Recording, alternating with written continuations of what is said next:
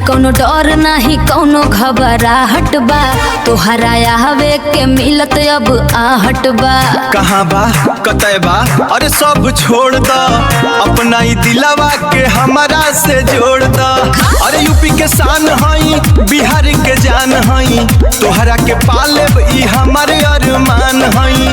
जब हम चले नी त शहर हिलेला, अरे जींस वाली मेम हम देसी लड़का हई, तोहरा के देख के सीना में धड़का हई।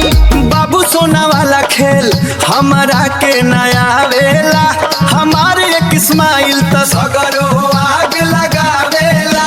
कहेलू हीरो लागेला जब गाल पे तिल दिखेला, अरे हमारे टसन त गूगल पे भी बिकेला। आवाज सुना शहर के तुमें हम गंवारे आशिक हई, तोहरे अदा के रानी हम तो कायल हई। जब हम चले नी त बाजार हिलेला, अरे तोहरी चढ़ती जवानी देख के सिस्टम डगमगेला। सिस्टम डगमगेला।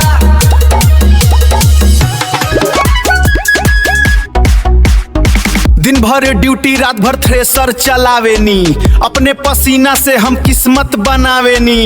कहेला दुनिया की बड़ी बिजी रहिला, अरे मालिक भी पूछेला कहाँ गायब रहिला।